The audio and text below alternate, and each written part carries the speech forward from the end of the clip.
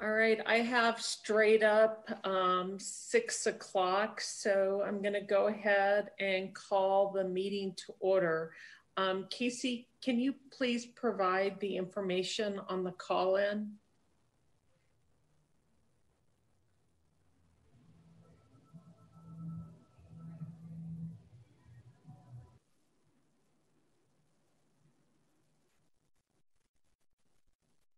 You're muted. I don't know if you know that.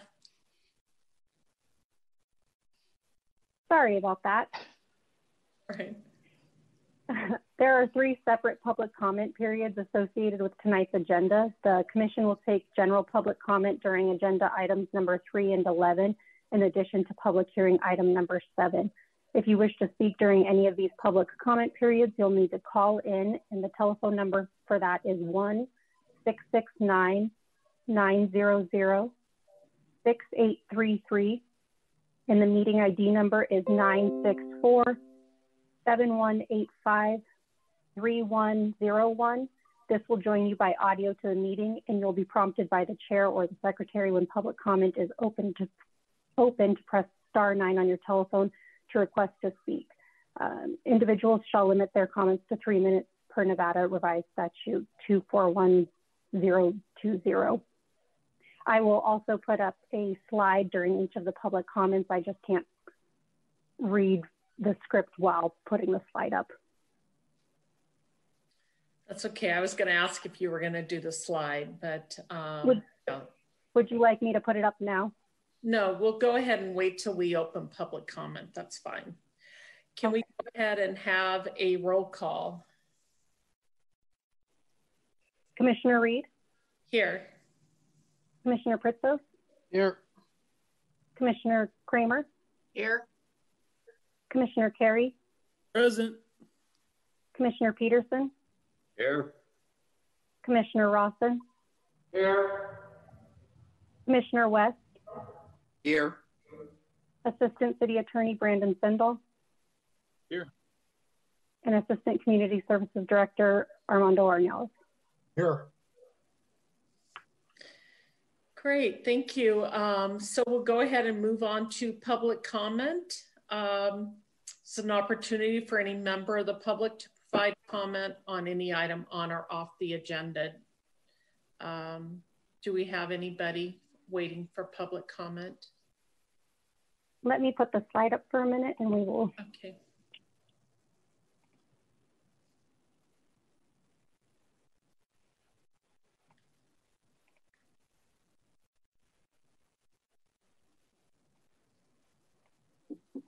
All righty. I do not see any requests to speak. All right, let's go ahead and close public comment. And we'll move on to item 4, which is approval of the agenda. And I want to make a note that we've removed item 6, PCN 20-0034 from the agenda. So make a note of that when you make the motion.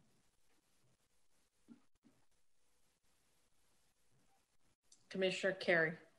Madam Chair, I'll take a stab at a motion here. I'd like to approve the agenda with the strike of item number 6. Do I have a second? I'll second. Not sure who said first. I think it was Pritzos' screen lit up. So we have a motion by Commissioner Carey and a second by Commissioner Pritzos. Any discussion? Can we go ahead and have a roll call vote, please? Commissioner Reed? Aye. Commissioner Pritzos? Aye. Commissioner Kramer? Aye.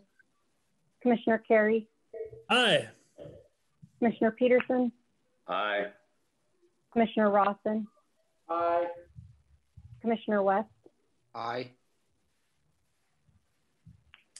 All right, motion passes unanimously. Next is item 5, approval of the minutes. First is the review and possible approval of the minutes of the November 3rd, 2020 Planning Commission study session. Commissioner Carey. Madam Chair, all 31 pages of those meeting minutes look good. I'll make a motion to approve the November 3rd, 2020 Planning Commission study session minutes as submitted. Thank you. Commissioner West. I'll second that motion. Thank you. So we have a motion by Commissioner Carey and a second by Commissioner West. Any discussion? Can we go ahead and get a roll call vote? Commissioner Reed? Aye. Commissioner Pritzos? Aye. Commissioner Kramer? Aye. Commissioner Carey? Aye. Commissioner Peterson? Aye. Commissioner Rawson? Aye.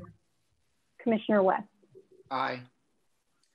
Okay, motion passes unanimously. Next is the review and possible approval of the minutes of the November 5th, 2020 Planning Commission meeting.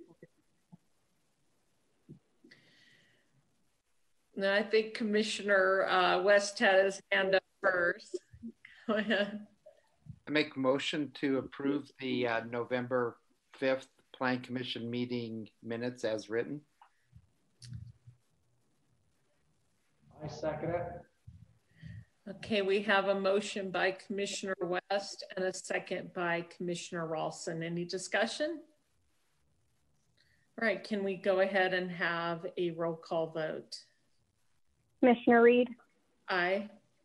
Commissioner Pritzos? Aye. Commissioner Kramer? Aye. Commissioner Carey? Aye. Commissioner Peterson? Aye. Commissioner Rawson? Aye. Commissioner West? Aye. Motion passes unanimously. So next is our public hearing items, and we'll start with item 7, which is PCN 19-0040, consideration of and possible action on a request for a major deviation to allow for increased building height on a site approximately 6.14 acres in size within a larger parcel, approximately 386.87 acres in size, located at 555 Highland Ranch Parkway in Sparks. Hey, thank you, Chair Reed and members of the Commission. Sienna Reed with Planning here presenting this item tonight. Before I get going, I just want to make sure that the presentation screen you see before you is for Five Ridges Village 1A, and it's a major deviation. Yes. Perfect. All right, so as noted, this is a request for a major deviation. It's to increase the maximum structure height for multifamily residential development in Village 1A of the Five Ridges project. The request applies to Village 1A of Five Ridges that you can see outlined here in red on this slide. That site totals 6.14 acres in size and is located on the north side of Highland Ranch Parkway, just west of its intersection with Pyramid Way. And you can also see on this slide, in blue, the outer boundary of the greater Five Ridges project site, which is obviously a bit bigger. It totals about 421 acres in size. As proposed, this request seeks to deviate from the maximum structure height standards for multifamily residential development in the MF2 zoning district. Per code, a major deviation can be granted to deviate from development standards by greater than 10%, but less than 50%, with the exception of certain standards such as parking and signs. The request that you have before you tonight seeks to increase that maximum residential structure height from 30 to 40 feet, and that represents a 33.3% increase, and ultimately would support the construction of 3-story townhomes within Five Ridges Village 1A. This deviation request is associated with an 86-unit townhome subdivision that's next up on your agenda for this evening. And on this slide, you can see the site plan for that tentative map. Together, this major deviation request and that tentative map request would enable the development of 3-story townhomes, as you can see in the lot arrangement on this slide. However, it is important to note that approval of the tentative map request that's next on the agenda, it's not contingent upon approval of this major deviation request. In the event that the major deviation request is not approved, then future residential development within Five Ridges Village 1A would be limited to that 30-foot height standard for the MF2 zone. So if granted, the major deviation request would allow, again, for maximum residential structure height to come up to 40 feet to enable the construction of the townhome buildings that you can see on this slide with the preliminary building elevations. As you can see, these buildings are 3-story units in the middle, and then on the sides, they have 2-story end units. As provided by the applicant in their preliminary materials, these buildings have a ridgeline height of 38 feet, or 38 feet and 3 inches. And here it's important to note that the maximum structure height per code is measured at the average height of the highest roof surface. So for a flat roof, that's at the top of a parapet wall. For a pitched roof, that average height is actually between the building eave and the building ridgeline. So you can see we have buildings that are proposed to be pitched and roof. And so our maximum 40-foot structure height that's being requested through this major deviation would fall in between that eave and the ridgeline, which is where you have the orange call out point arrow approximately pointing. It is, as noted in the staff report, this ridgeline height that you have in your preliminary building elevations of 38 feet and 3 inches is slightly lower than the 40-foot maximum structure height that's requested with the major deviation. The applicant has confirmed that a major deviation to increase from 30 to 40 feet is desired in the event that they have architectural elements that are slightly different when those come in on the final elevations. As you can see on this next slide, showing slopes within Five Ridges, the Village 1A project site is separated from planned single-family residences that are zoned SF6 and located in Village 3 by a substantial amount of topographic change. The finished grade of Village 1A will be approximately 190 feet lower in elevation than the single-family lots in Village 3. And those lots and their grade were approved with the first tentative map, as well as a conditional use permit for development on slopes, hilltops, and ridges with for portions of the Five Ridges site in May of last year. So ultimately, that difference in elevation will serve as a visual buffer between future single-family residences in Village 3 and the increased mass of the townhome buildings that would be permitted if that residential structure height is increased up to 40 feet. In reviewing this major deviation request tonight, there are 5 findings that the Planning Commission needs to consider. So just starting off here with the first one, which is MD1, consistency with the city's zoning code. Here, per code, the intent of the MF2 zoning district is to act as an appropriate buffer between single-family neighborhoods and higher density residential zoning districts or commercial and mixed use uses that we have in our non-residential zones.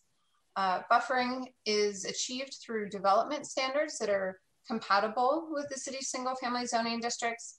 And specifically here, the MF2 zone limits residential structure height to 30 feet, and that's the case for all of the city's single-family zoning districts. However, the height standards that are applicable to non-residential development in the MF2 zone, they're more permissive than what's allowed for residential development. So non-residential structure height is allowed at 35 feet, and then through the conditional use permit process, there's the ability to request that non-residential structure height be increased up to 45 feet. So at the end of the day, approval of this major deviation request would allow for residential structures to be constructed at a height that's similar to that's allowed for non-residential structures that go through that CUP approval process. And as discussed earlier in this presentation, that substantial elevation difference between the Village 1A project site and the nearest future single family homes will serve to buffer those single family homes, again, from that increased mass that the townhome buildings will have by being 10 feet, up to 10 feet taller.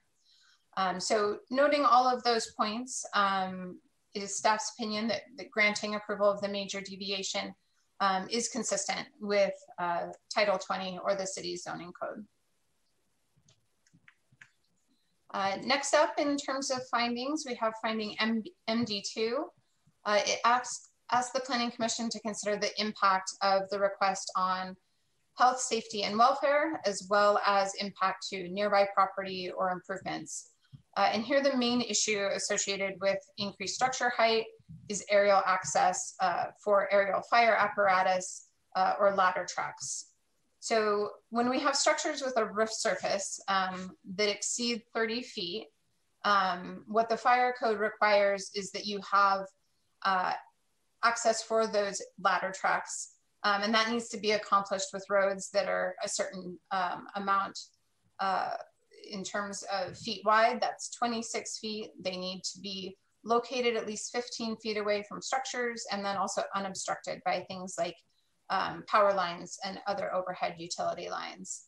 But what we have in terms of the townhome subdivision associated with this request is that for about half of the buildings, there's a 5-foot difference between the road and the townhome buildings themselves. So to provide an alternative to aerial fire access, condition 4 is recommended for this particular request. There's 4 parts to it. So what it is looking for is that structures be limited to a maximum roof surface height of 30 feet and 4 inches, that there's a minimum of 4 fire hydrants throughout the project site. That's more than what would typically be required.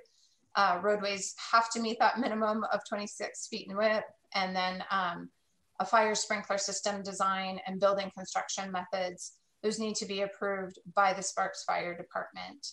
And here it's important to note that fire code measures roof surface a bit differently than the zoning code. With the fire code, that roof surface height for a pitched roof is measured from the grade plane to the eave. So it's a bit confusing for this particular request coming forward, but what it would ultimately mean if the request is approved is that the eave height would be limited to 30 feet and 4 inches, but the average point between the roof line and eave would be limited to a maximum of 40 feet. So that's just really the differences between the fire code and the zoning code, and they would allow for kind of variation there. So with condition 4 in place, City of Sparks staff does believe that development of the site with residential structures at that 40-foot height will not have a material impact on public health, safety, or welfare, or potentially be injurious to property or improvements in the surrounding area.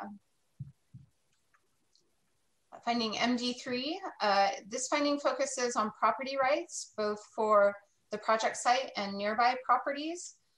So on this topic, when we think about the MF2 zoning district, it limits residential structure height to 30 feet, allows for non-residential structure height up to 35. Those increases on a case-by-case basis up to 45 feet for non-residential development can be considered through the CUP review process. So granting a major deviation for this site to be developed with residential structures up to 40 feet, which we can do through the deviation process in Title 20, the major deviation process, we'd be allowing residential structure heights to be constructed really at a similar height to non-residential structures that are also located in the MF2 zoning district. Finding 4 focuses on whether or not there's a special privilege not allowed to other properties that would occur due to the granting of the major deviation request. Here, other properties within the MF2 residential zoning district are subject to the same height standard for residential development. And they also have the opportunity, if they so choose, to request a major deviation, and potentially that major deviation would be granted similarly to other property owners. So approving this request would not constitute a special privilege that's inconsistent with other properties that are also located in the MF2 zoning district. And lastly here tonight, for this item, finding MD5 simply requires public notice be given and a public hearing held as required by Nevada revised statutes and Sparks Municipal Code. So public notice was published in the Reno Gazette Journal that went out on December 24th of 2020, and notices were mailed to all property owners within 500 feet of the subject property. That ultimately ended up being 48 properties that were noticed, and the Planning Commission meeting, as you are well aware, functions as the public hearing for this particular item. So in terms of public comment, staff has not received any comment from the public on this request and is recommending approval of the request to the Planning Commission tonight. So with that, I'll stop my screen share and be available for any questions that you might have. Thank you, Sienna. Do any of the commissioners have questions for staff? Okay, seeing none. Is the applicant here?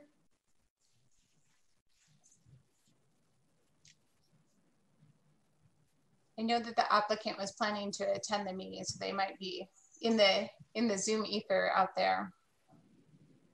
He is joining as an attendee right now.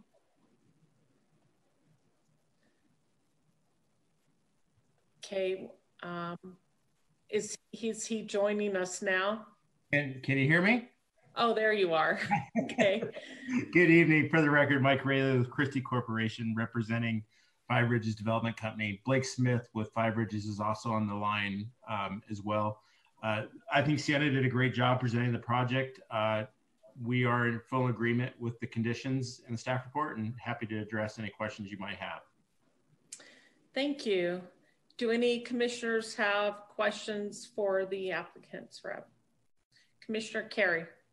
Thank you, Madam Chair. Mike, I know we're just looking at the major deviation tonight, but I was just curious, how likely are the elevations that are submitted with this deviation request, how likely are those going to end up being what the actual elevations are for this project? I guess what I'm really getting at are, do you anticipate building this townhome subdivision with a mix of 2 and 3 stories tall, or do you envision a scenario where they would all be 3 stories tall, these townhome buildings? No, the plan, Commissioner Carey, is to have the buildings will be 2 stories at either end, with the taller 3-story units in the middle.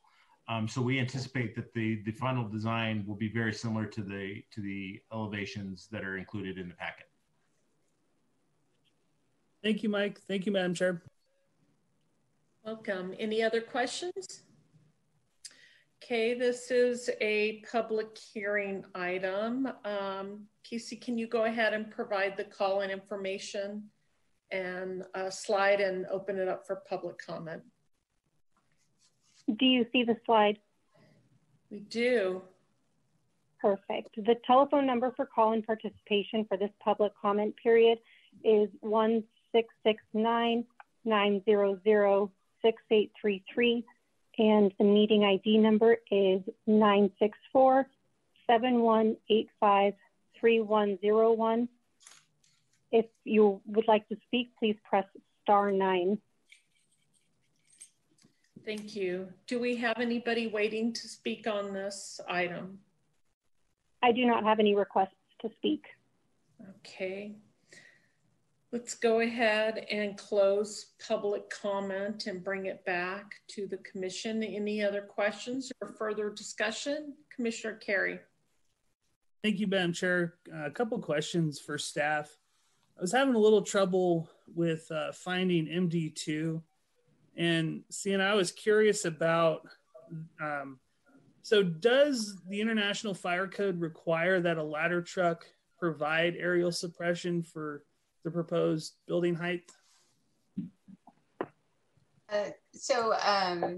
through you, Madam Chair, to Commissioner Carey, if the building basically goes over the 30-foot maximum height as defined in the fire code, then yes, there needs to be aerial access provided.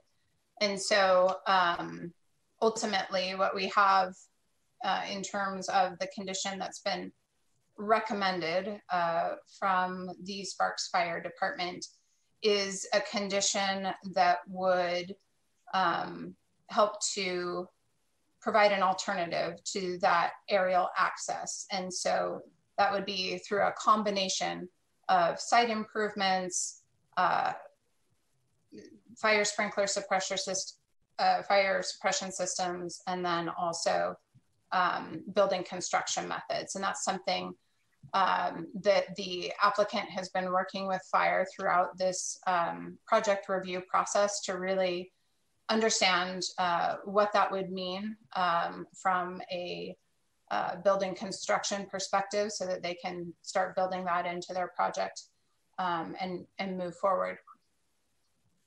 And is there a ladder truck in this area to provide the aerial fire suppression? I do not know the answer to that. I would see if potentially Mr. Ornelas has a sense of how many ladder trucks the city has. Madam Chair, members of the Planning Commission, Armando Ornelas, and to your question specifically, Commissioner Carey, I do not believe that at this juncture that there is a ladder truck other than at Fire Station 1. Given the increasing amount of taller residential projects that are being contemplated in Northeast Sparks, I think there are plans to consider the addition of a ladder truck at one of the other fire stations, but at this time, I believe it is only at Fire Station 1. Okay, thank you for that, Armando. And my last question, and maybe Armando may know this, has the city ever allowed alternative aerial fire apparatus access before? Again, Armando Ornelas, Chair Reed, and members of the Planning Commission, I do not believe that that's been the case, but again, I don't know with certainty, so I'm going to have to say, more basically, I do not know. Okay, thank you for that. It's just, I hadn't heard it on my time on the Planning Commission, but it feels that the recommendation of staff here is, with the input of our fire department, is that with the conditions of approval, we feel that the aerial fire suppression can be provided on this project in accordance with the code. Yes. I'm sorry, go ahead, Sam. The only other thing that I would add is that, they're in working with the fire department on this particular request, there are a host of other buildings that are constructed at 3 stories throughout the city of Sparks. They might have slight variations in terms of the fire code and the building code in terms of how they're constructed, but with condition 4, the Sparks Fire Department was comfortable that they would be able to provide fire service in a safe fashion to this particular site. Okay, thank you. I appreciate that being on the record. I just, when we're looking at a major deviation request for building height, I want to make sure that, if a ladder truck is required by code to provide emergency rescue, people are going to be living in these buildings. I just want to make sure that we're meeting the fire code and everything's all right. So thank you. Great. Any other questions? Okay. If anybody would like to, I'll consider a motion. Commissioner West, you're muted. There you go. Okay. Yes, I would like to move to approve the major deviation associated with PCN 19-0040, adopting findings MD1 through MD5 and the facts supporting these findings as set forth in the staff report and subject to conditions of approval 1 through 4. Thank you. I'll second that motion, Madam Chair. All right. Perfect. We have a motion by Commissioner West, a second by Commissioner Kramer. Any discussion? Commissioner Carey. Thank you, Madam Chair. I appreciate the additional explanation on the fire service. I concur with staff's recommendation on this project, and with that explanation on the finding MD2, I believe that I can make all of the findings of approval on this project. I think, additionally, I like the design of the elevations that were submitted with this request. I think that the mix of the 2-story and 3-story in one unit is a good architectural feature that would help break up the deviation. It's better than just 3 stories all the way across. So I hope that ends up being what additionally gets approved here. And I also think, we as a planning commission, we've seen a lot of comments from the public in this area about concerns of ridgetops and hillside development.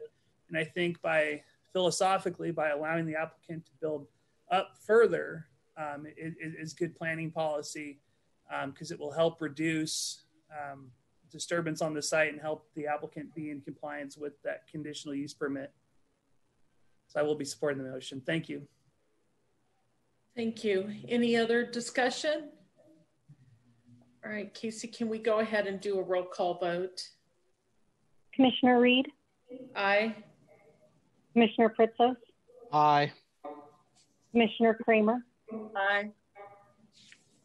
Commissioner Carey? Aye.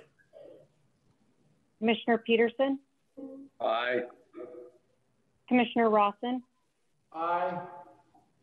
Commissioner West? Aye. Great, motion passes unanimously. Thank you, Sienna. And you're up next again. We're starting general business with PC 19-0040, consideration of and possible action on a request for a tentative map for an 86-lot townhome subdivision on a site approximately 6.14 acres in size within a larger parcel, approximately 386.9 acres in size, located at 555 Highland Ranch Parkway in Sparks in the multifamily residential zoning district. All right, well, thank you again, Chair Reed and Planning Commission members. Sienna Reed here with Planning to present this item, which is a tentative map request for Five Ridges Village 1A. And just to confirm, you can see a slide that does have that project noted on it. We can. Perfect. All right. So this is the exact same project site as the major deviation request that was just considered. So we have Village 1A outlined here in red with the Greater Five Ridges project site outlined in blue. The Five Ridges project site, which includes Village 1A, is subject to a development agreement between the City of Sparks, the property owner, which is QK LLC, and the developer, which is Five Ridges Development Company. And that development agreement was initially approved in 2018 and recently amended in November of 2020. That approved development agreement permits a minimum of 1,200 and a maximum of 1,800 residential units across that Greater Five Ridges project site that was outlined in blue on the previous slide. And so on this slide, what you can see is the conceptual land plan for Five Ridges. Single family, duplex, and townhome units, those are all identified as permitted residential uses consistent with the adopted zoning districts. And in terms of, development entitlements that have moved forward since the adoption of the development agreement, what we've seen has been in May of 2020, we had the approval of the first tentative map for Five Ridges that included 460 lots in a single family subdivision that encompassed villages 2, 3, 4, 6, and 7. Which I know are a little hard to see here. So I'm just gonna note that they are the orange, yellow, and blue areas generally in the center of the Five Ridges project site. And also in May of last year, the City Council upheld the Planning Commission's decision on appeal to approve a conditional use permit for development on slopes, hilltops, and ridges. That geographic boundary for the CUP disturbance area, it extended beyond the villages that were approved for that tentative map request to allow for disturbance within all or portions of villages 1A and 1B, which are at the entrance of the Five Ridges project site closest to Highland Ranch Parkway, as well as villages 8, 9, and 10, which are along the northern and northwest portions of the site. So if approved, the Village 1A tentative map request before you tonight, which consists of 86 townhome lots, would increase the number of lots with tentative map approval for Five Ridges from 460 to a total of 546. As I just mentioned, the Village 1A tentative map consists of 86 townhome lots. The project site, again, is 6.41 acres in size, and the lots are ranging between 699 to 1,226 square feet in size. The lots align to the building footprints, and so we have a fairly large common area surrounding those building footprint parcels, totaling 5.62 acres for that common area. The gross density of the project is 14 dwelling units per acre. That complies with both the multifamily residential 14 comprehensive plan land use designation, as well as the MF2 zoning district that are applicable to the subject site. This slide gives you a sense of the subdivision design. It's a landscape plan, but with the colors, it makes it a little bit easier to see. So as proposed, the lots are arranged to enable a series of 5, 6, and 7 unit townhome buildings. Access is from the first roundabout on Five Ridges Parkway, and an internal sidewalk network consisting of paseo and perimeter sidewalks connects to the Five Ridges Parkway sidewalk system. As proposed, the internal streets would be private with this particular request. And in terms of design, the subdivision is designed to meet the MF2 zoning district standards that allow for sites with multiple lots and a common development plan that really shares access and parking and the like, to measure setbacks from the outer boundary and then have a minimum building separation requirement between buildings. This slide gives you a better sense of what those typical building separation setbacks are. The lots would have 19 feet of separation between the primary buildings and 7 feet between end unit covered porches. And this design meets the 10-foot building separation standard for 2-story main buildings in the MF2 zoning district. And it also complies with our building projection standards and code that allow for projections up to 2 feet into required setbacks. So what we have in terms of these end unit porches is basically a 1.5 foot projection into the required setback. And again, that effective distance of 7 feet between the buildings. And some of them are spaced at a larger distance, but this would be the smallest. And then in addition, each of the units has either a porch, a balcony, or a deck that are designed to serve that particular property. On this slide, what you can see is the grading plan for the proposed subdivision. Just to give you a sense of what's proposed here, I know my cursor in white is probably blending in just a tiny bit, but what we have is the grade decreasing from the northwest corner of the project site to the southeast corner of the project site by 70 feet. And so fill will ultimately create a building pad that sits about the same elevation as the Five Ridges Parkway roundabout that provides access to the subdivision. And from Highland Ranch Parkway, that finished grade in terms of the southwest corner of the subdivision would be approximately 50 feet above Highland Ranch Parkway.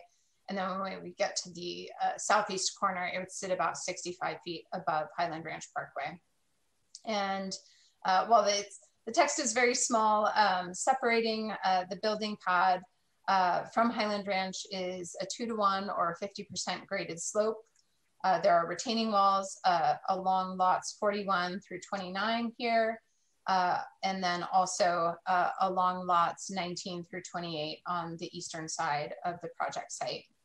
And so we have current grading and row vegetation conditions that were approved with that CUP for development on slopes, hilltops, and ridges back in May of 2020. Those apply to this site, and they need to be satisfied to the approval of the administrator before a tentative map is recorded, or excuse me, a final map. And so most portions of the subdivision proposed by this tentative map are located within the disturbance area approved with that May 2020 CUP for development on slopes, hilltops, and ridges. However, as you can see on this slide, there is a small portion located on the northern portion of the project site that is outside of the approved CUP disturbance area boundary. And that's in terms of lot numbers, lots 1 through 18 are these northern lots.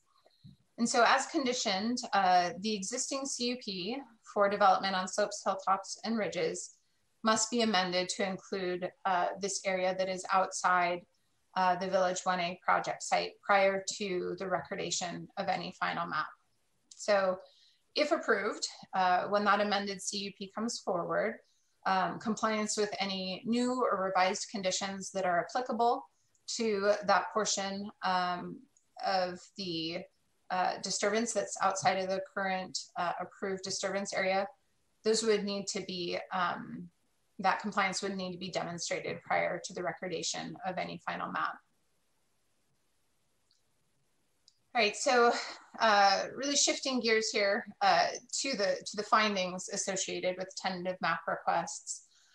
There's quite a few of them, so I'll try to be complete and thorough, but also move through these. For the most part, what we have are findings that are listed in numerical order, but we do have just one instance where we've grouped some topics together, and that really is for streets, just to try and keep those items logically grouped. So to start off with finding T1, which is conformance with the comprehensive plan. As proposed, we have a tentative map that would allow for 86 townhome lots. And townhomes are commonly classified as missing middle housing that offers homeownership opportunities at lower price points than traditional detached single family housing. And so incorporating those types of lots into the city, it advances both policies H1 and H2 related to housing supply and diversity. Looking at policy C4, we do have an internal sidewalk network that connects to the Five Bridges Parkway system in compliance with that policy. And city services to the site can be provided at acceptable service levels with the improvements that are outlined in the Five Bridges Development Agreement in compliance with policy CF1. Findings T2 and T7 each relate to streets. So as I alluded, we've grouped these here. Finding T2 first looks at conformance with the city's street master plan. And here access to the proposed subdivision as discussed is from the first roundabout on Five Bridges Parkway. Off-site roadway improvements, those must be installed consistent with the development agreement. And just to give you a little bit more detail here, that development agreement requires the widening of Highland Ranch Parkway from Pyramid Way to the project entrance, as well as improvements to the intersection of Pyramid Way and Highland Ranch upon reaching specific dwelling unit or level of service thresholds. So that's on the dwelling unit side, 650 dwelling units. On the level of service side, that's degradation of Highland Ranch below level of service D, or degradation of the intersection of Pyramid and Highland below level of service E. And that's in terms of when that happens, it's whichever occurs first that those improvements need to go in. Finding T7, focuses on impacts to public streets. Trip generation for this tentative map request is estimated at about 500 average daily trips with 45 peak hour trips. And those trips were included in an updated trip generation letter that analyzed what would be the impact of townhomes rather than commercial uses in Five Ridges Villages 1A and 1B. Some of you will remember that we went through a comprehensive plan amendment and rezoning process earlier this year to evaluate that. And that letter found that the development of Five Ridges with detached single family and townhome uses results in traffic impacts that are less than or similar to the master traffic study that was prepared in 2017. However, you know, that letter doesn't evaluate whether construction of the units associated with Village 1A will degrade level of service on Highland Ranch Parkway or its intersection with Pyramid Way below those thresholds that are in the agreement, and thus trigger the need to start installing these offsite roadway improvements.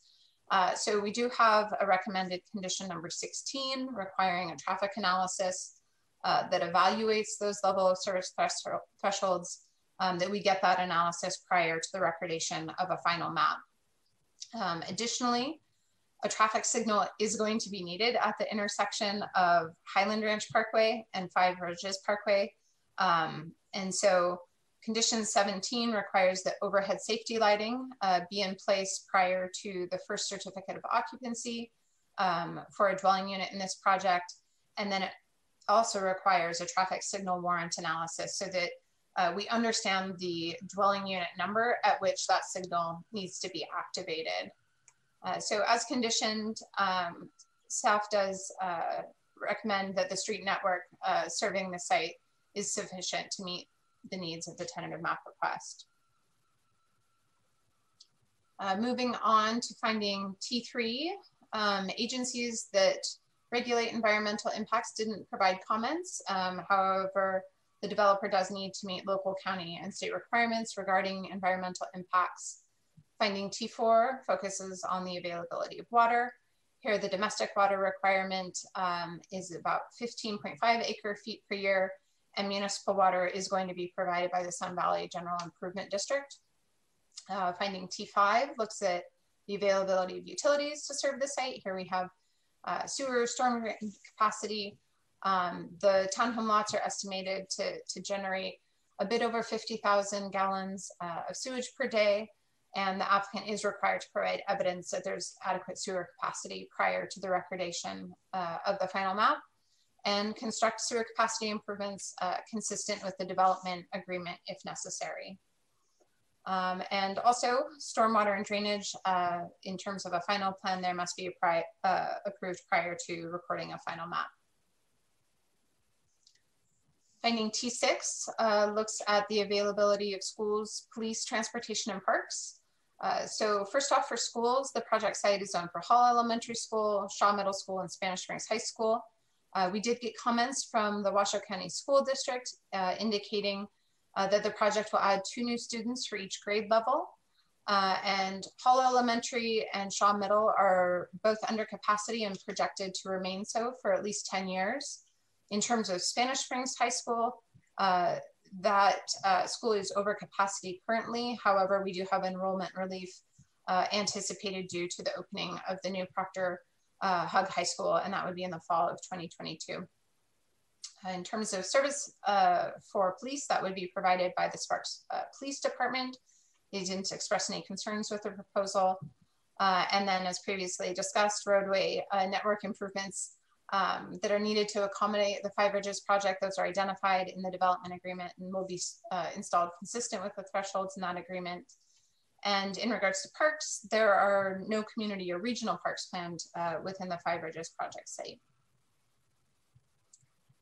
Finding T8 addresses floodplain, slopes, and soil.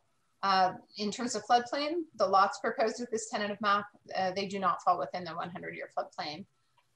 For slopes, in the existing grade, as was previously presented, does slope downward from northwest to southeast. And then as previously discussed earlier on in this presentation, we do have fill that will be used to create a building pad at a similar elevation to Five Ridges Parkway, that first roundabout. And that finished grade will be elevated above the current grade of Highland Ranch Parkway. As discussed earlier, an approved CUP for development on slopes, hilltops, and ridges does apply to most portions of the site. Again, we have condition 18 recommended that that CUP be amended to include the portion of Village 1A that falls outside of the approved CUP disturbance area. Final geotech reports, those are required at the time of final map. And in regards to outside agency responses per finding T9, we've already discussed the school district comments, RTC provided comments that were aligned with what was in the traffic letter, and then additional comments provided by the Washoe County Community Services Department identified a conceptual alignment for the Sun Valley Rim Trail that would encircle Sun Valley with sections of the trail crossing public lands and other sections crossing private lands. While that proposed trail alignment, as noted in Washoe County's comment letter, it doesn't cross through the Village 1A project site, but it is something that we wanted to forward on as part of the comments that were provided. And we do expect that we'll get future comments when we have those tentative maps proposed in the western portion of the Five Ridges project site. And then finding 10, asks you to consider the availability of fire protection services. Here, the site is located outside the 4-minute travel time standard for the Sparks Fire Department. And we have a single point of access that's proposed from the first roundabout of Five Ridges Parkway. While there's emergency access from the western portion of the greater Five Ridges project site, because Village 1A is kind of tucked away in the southeast portion, we actually do only have a single point of access here.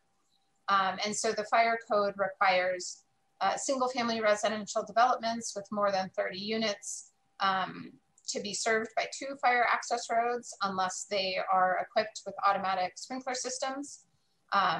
And so we have condition 16 requiring that the dwelling units in the subdivision do have fire suppression systems, and that condition can't be removed if we do end up with a lesser travel time in the event that a 6th City of Sparks fire station is constructed.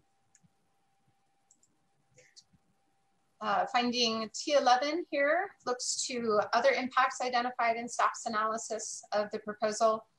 We've identified landscaping, area maintenance, architecture, fencing, and community amenities. Here, condition 12 addresses landscaping with the requirement that we have a landscape maintenance agreement or HOA to maintain those common areas throughout the project. Final architectural elevations, those are required prior to final map. And there is a fencing condition to call your attention to. Staff is recommending condition 21 to require open view perimeter fencing, and that final fencing plans be provided at final map. And also, as outlined in condition 20, required recreational facilities and their associated operations need to be approved by the administrator also at final map. And finally here, finding T12 requires that the public be notified of this item. That's done through the posting of the agenda for this meeting. And this agenda was posted later in December on the 29th of 2020. So with that, I'll wrap up this presentation from my side. Staff is recommending the Planning Commission forward a recommendation of approval to City Council. And I'm certainly happy to answer any questions that you might have on this tentative map request. Thank you, Sienna. Do any of the commissioners have questions for staff? See none, would the applicant rep like to add anything to the presentation? Can you hear me? Yes, we can. Good evening. Once again, Mike Rayleigh with Christie Corporation representing Five Ridges Development Company. No, I think Sienna did a very thorough job. We are in agreement with all the conditions and just here to answer any questions you might have. Thank you. Do any other commissioners have questions for the applicant? Seeing no questions, I'll entertain a motion. Commissioner West. Okay, I can make all the findings and I'm ready to provide a motion.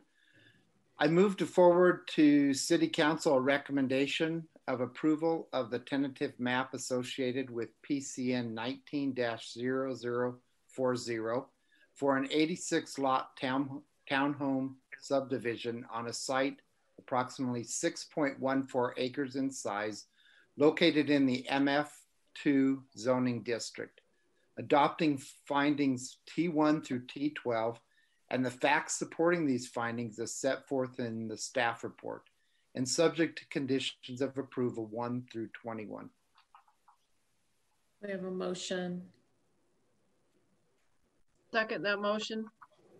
We have a motion by Commissioner West and a second by Commissioner Kramer. Any discussion? Commissioner Pritsos. Thank you, Madam Chair.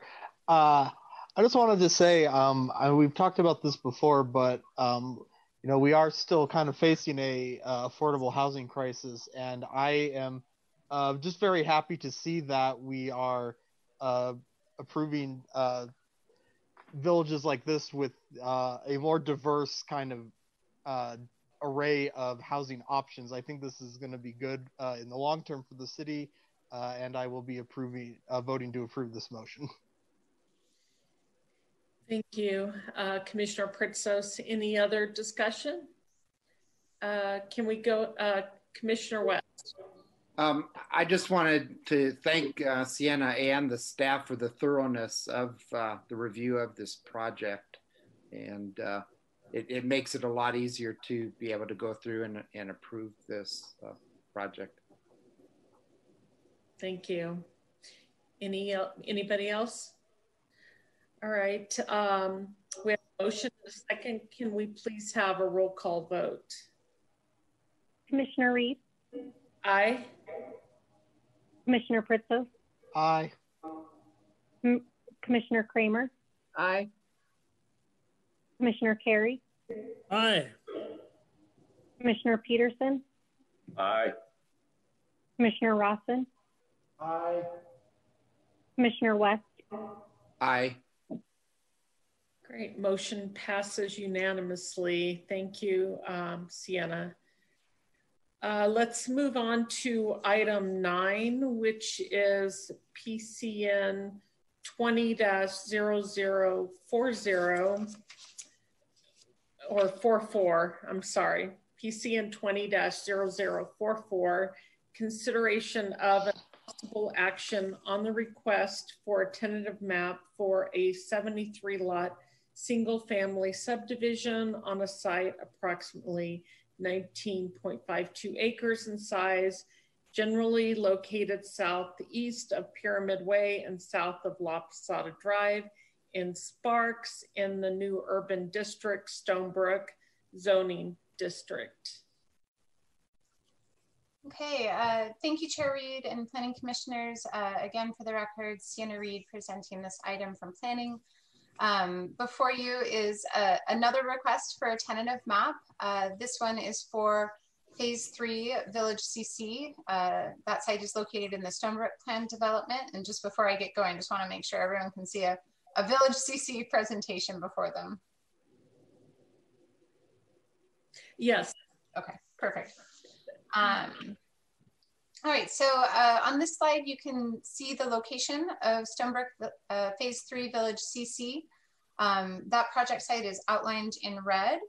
The Stonebrook Plan Development boundary that is obviously a bit larger is outlined in blue. And so Village CC really sits generally in the center of the Stonebrook Plan Development.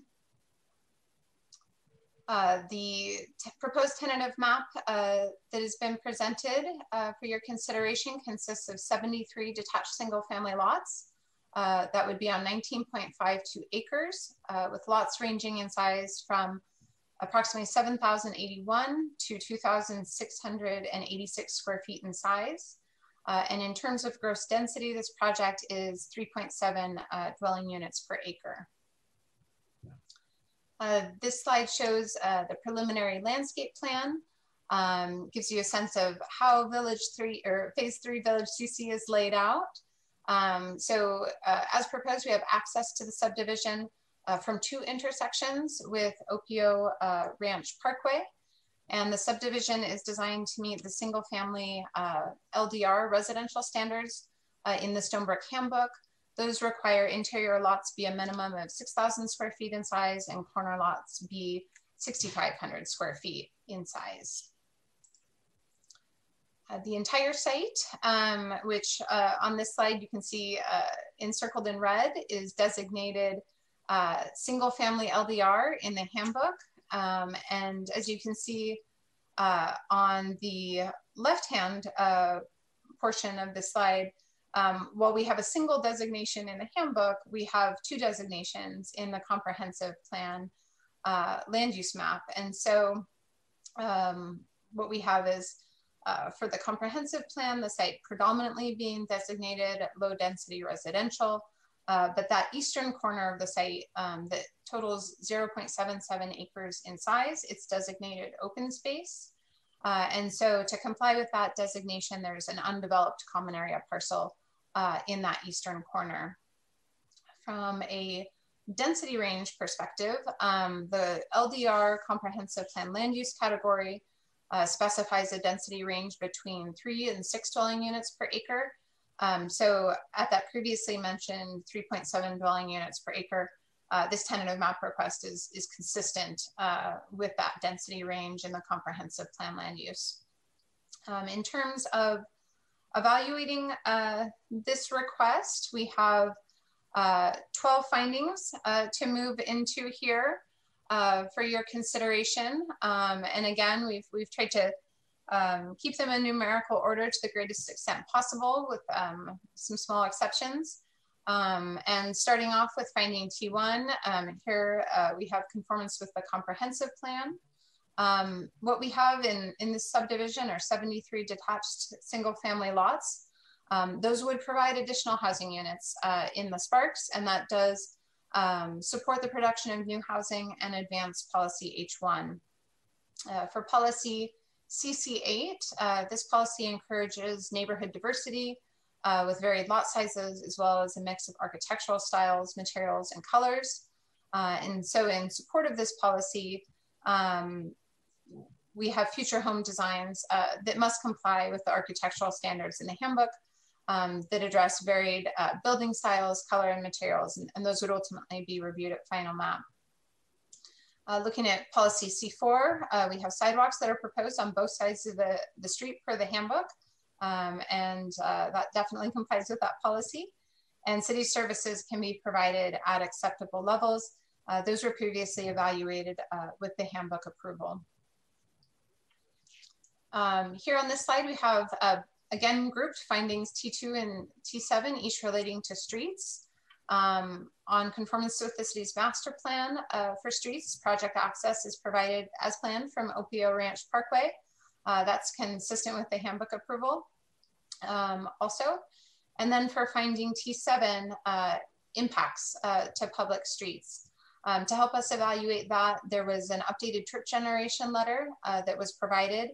It analyzed single family lots in this subdivision, as well as the remaining single family villages in Stonebrook in relation to the master traffic study that was initially prepared for Stonebrook. And the letter finds that trips associated with this tentative map, plus the remaining single family lots, will be comparable to single family units analyzed in the master traffic study, and indicates that adequate capacity exists to accommodate the 73 lots proposed as part of this request, as well as those remaining units. So ultimately the comment letter, or the RTC provided a comment letter that took a look at this trip generation letter as well. And they determined that it won't have a detrimental impact to traffic circulation or increased trips associated with single-family residential development above the level that was analyzed in that initial master traffic study. Looking here on this slide at finding T3, we have agencies that regulate environmental impacts, not providing comments, but again, requirements that local, county, and state requirements have to be met. In terms of finding T4 and the availability of water to serve the site, domestic water would be provided by TUMWA. It's estimated that the tentative map would have a water requirement of 92.18 acre feet per year. And then finding T5 here, taking a look at the availability of utilities to serve the site. What we have is an estimate that the lots will generate 25,550 gallons of sewage per day. And the applicant is required to provide evidence that there's adequate sewer capacity prior to recording a final map, and the city has accounted for this sewer capacity in studies that it's conducted at the handbook approval stage. And also, prior to recording a final map, there needs to be a final stormwater and drainage plan for the development. Finding T6 takes a look at availability in terms of schools, police, transportation, and parks. For schools, we have Washoe County comments that project the project will add 16 new units to Bow Hatch Elementary, 7 new students to Sky Ranch Middle School, and then 7 new students to Spanish Springs High School. So Bow Hatch Elementary is projected to remain under capacity for at least 5 years. While recently constructed, Sky Ranch Middle School is projected to be over capacity in the next 5 years. And so the options that were noted by the school district to alleviate those higher projected enrollments include adjustments to enrollment boundaries or the construction of additions to the school. And as was noted similarly with the last item, Spanish Springs High School is currently over capacity, but there is anticipated to be enrollment relief in fall of 2022 as the new Hug High School opens. Sparks Police, they will be providing police services to the site and did not express any concerns.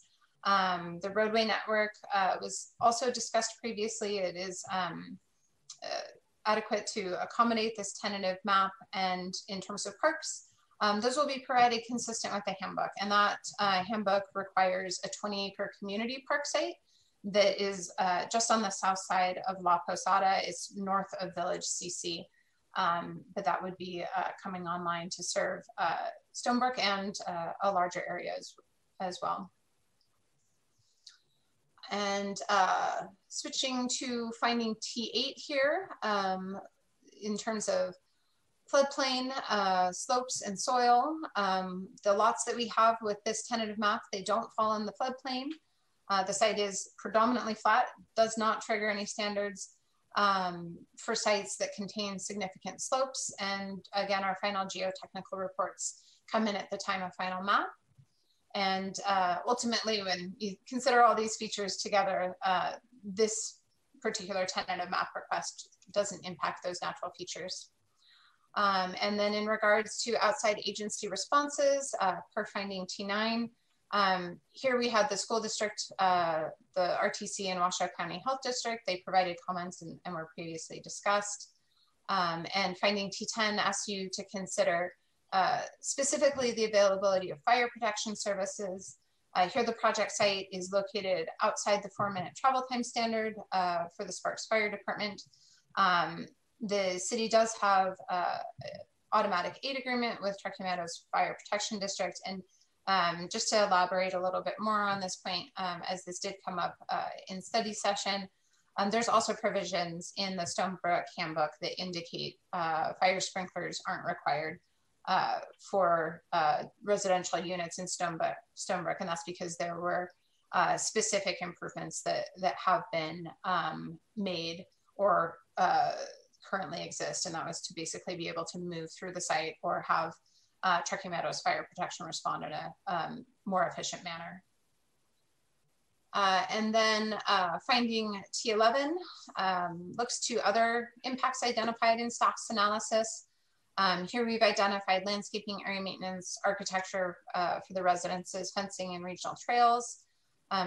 Basically, from kind of a standard condition perspective, the landscaping does need to be required by a landscape maintenance association in terms of all of that landscaping in common areas. The architectural standards are outlined in the handbook, and we review those house plans prior to the approval of each final map. And to address fencing, we just need those final fencing plans at final map. And then finally, finding T12 requires the public be notified of this item through the posting of the agenda, and it posted on December 29th. So with that, staff is recommending the Planning Commission forward a recommendation of approval to City Council, and I'm happy to answer any questions that you may have on this particular tentative map, but I'll go ahead and stop my screen share to facilitate that. Thank you, Sienna. Do any of the commissioners have questions for staff? Commissioner Carey. Thank you, Madam Chair. And I'm not sure, Sienna, if you can answer this or if the applicant's representative is available. I was looking through the trip generation letter that was submitted with this tentative map, and it projected that there was going to be 36 units less than the maximum units permitted in the handbook that were built. I was just kind of curious where that, 36 less than the maximum, where that number was coming from, and if they're planning to not build out to the maximum units allowed by the handbook. That particular trip generation letter did take a look at plan build out for the remainder of the Stonebrook plan development. And then also on page 4 of the staff report, we also provided a table that gives a sense of what entitlements have come in for Stonebrook in terms of tentative map lots or multifamily units and final map lots.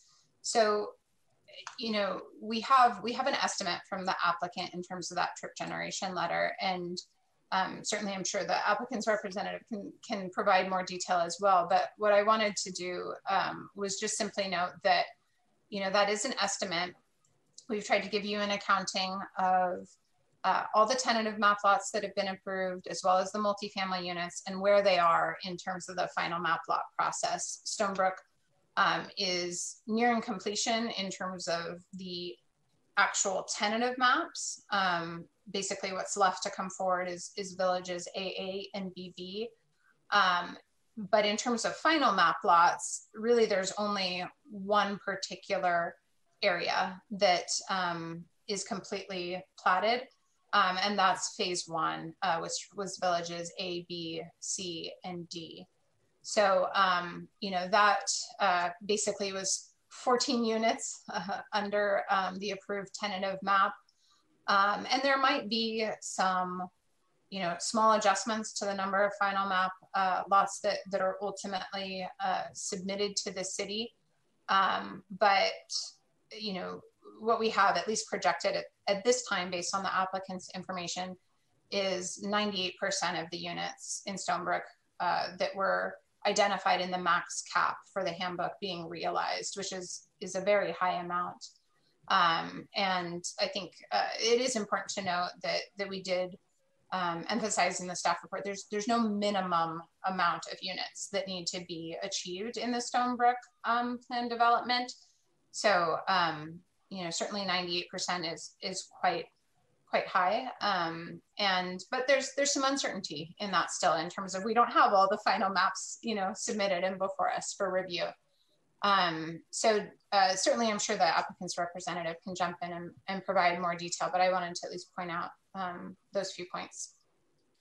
Thank you. I appreciate that, Sienna. And my experience from being this commission's representative on the RTC Regional Road Impact Fee Technical Advisory Committee, RIFTAC, is that it's not uncommon for a handbook to come in, these are the maximum units, and then once you get through with all of the tentative and final mapping, building the roads, parks, and schools, that it comes in significantly less.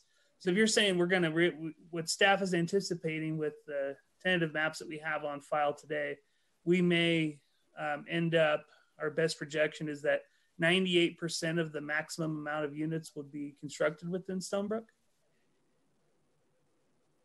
That is correct, yeah. Cool. Thank you. Before we bring the applicants wrap up, does anybody else have questions for staff? Any other commissioners? Okay, I see we have the applicant rep. So Stacy, is there some more information that you wanted to provide regarding Commissioner Carey's question or anything else? No, I do want to make sure, can you guys hear me okay? We can. Okay, great. So Stacy Huggins with Wood Rogers for the record, representing RRW Stonebrook.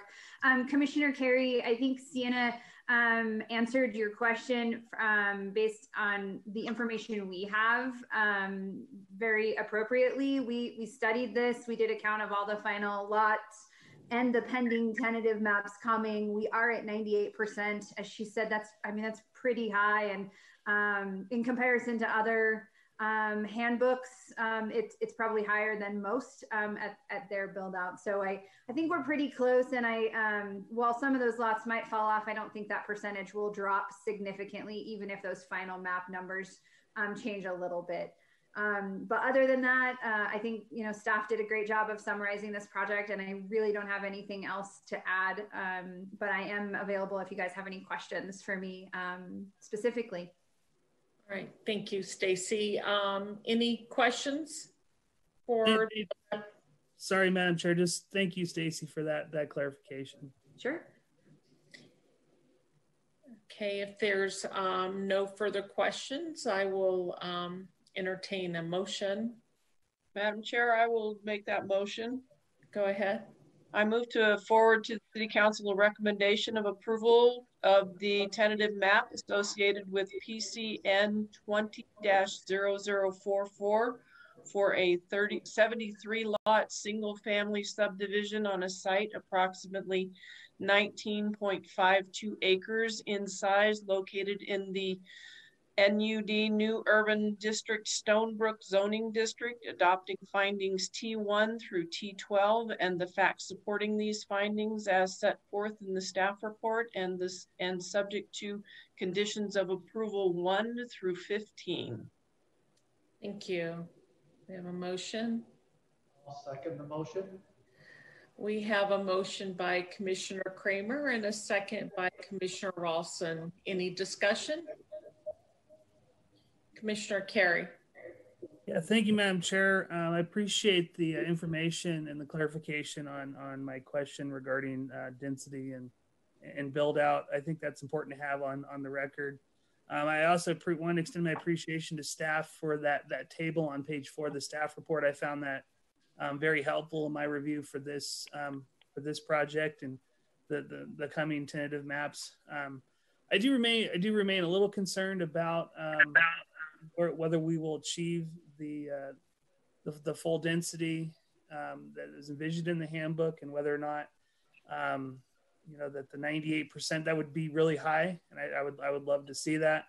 I remain mostly concerned because if we fall short on the density that's envisioned in the handbook, it's going to have a negative impact on our impact fee service area number 1 program. And I know when I voted against one of the tentative maps we saw last year, I expressed these same concerns, and I hope that I'm proved wrong, but appreciate the information. I will be supporting the motion. Thank you. Thank you. Any other discussion? We have a motion and a second. Can we go ahead and do a roll call vote? Commissioner Reed? Aye. Commissioner Pritzos? Aye. Commissioner Kramer? Aye. Commissioner Carey? Aye. Commissioner Peterson? Aye. Commissioner Rawson? Aye. Commissioner West? Aye. Thank you. Motion passes unanimously. Let's go ahead and move on to item 10, which is selection of a commissioner to serve on the Truckee Meadows Regional Planning Commission, effective immediately and ending June 30th, 2023, from the following pool of applicants listed in alphabetical order: Marilyn Kramer, Evan Pritzos, Frank Peterson, Mike Ralston, and Kyle West.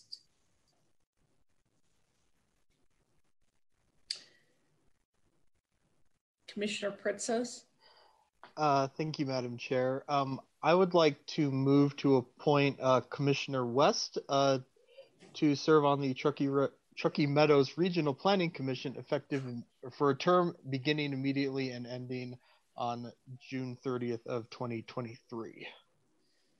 Thank you. We have a motion. I'll second that motion, Madam Chair. Thank you. We have a motion by Commissioner Pritzos and a second by Commissioner Kramer. Any discussion? Can we please have a roll call vote? Commissioner Reed? Aye. Commissioner Pritzos? Aye. Commissioner Kramer? Aye. Commissioner Carey? Aye. Commissioner Peterson? Aye. Commissioner Ralston? Aye. Commissioner West? Aye. Motion passes unanimously. Congratulations, Commissioner West. Thank you. And we're excited to have you join us on the regional planning. That concludes our general business. I'm going to move on to item 11, which is public comment. Stacy, can you go ahead and provide, Casey, I'm sorry, Casey, can you go ahead and provide the slide and the information on public comment? Yes, so the dial-in number and meeting ID are on the screen. If anybody would like to participate in public comment, please press *9 to request to speak. I do not have any requests to speak. Thank you. We'll go ahead and close the final public comment and move on to item 12, which is announcements from staff and commissioners. We'll start with staff. Any announcements? Chair Reed and members of the Planning Commission, this is Armando Gross, the Assistant Community Services Director. On behalf of the city staff, we want to wish each and every one of you the best in this coming year.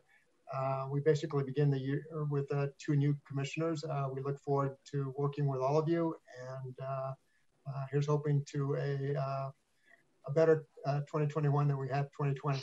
I think we had a good year as a combined staff and planning commission, but I think in other regards, hopefully 2021 is better. So thank you for the opportunity to serve you, and again, all of the staff appreciate working with you. Yes, I hope we get to meet in person in 2021. That would be nice. Yeah. Any other announcements? Commissioner Carey. Thank you, Madam Chair. I just wanted to extend my condolences to the family of Judge Steve Elliott, who passed away earlier this week. As many of you may know, Judge Elliott served as a Sparks City attorney for 17 years and represented our city with great distinction and provided a lot of great support to this body as a city attorney. After serving Sparks, Steve went and was elected as a Washoe County District Court Judge, where he served community for another 17 years. I'm just really sad to hear of Steve's passing. He was a very good guy, great judge, and given his contributions to the community and to the city of Sparks, I just wanted to express my condolences and know that he'll be greatly missed. Thank you, Commissioner Carey. I'm sure a lot of us share your thoughts and condolences. Any other announcements before we adjourn? All right, with that, I will adjourn the meeting, and thank you guys, and we'll see you next time. Take care and be safe. Thank you. Have a good one. Bye.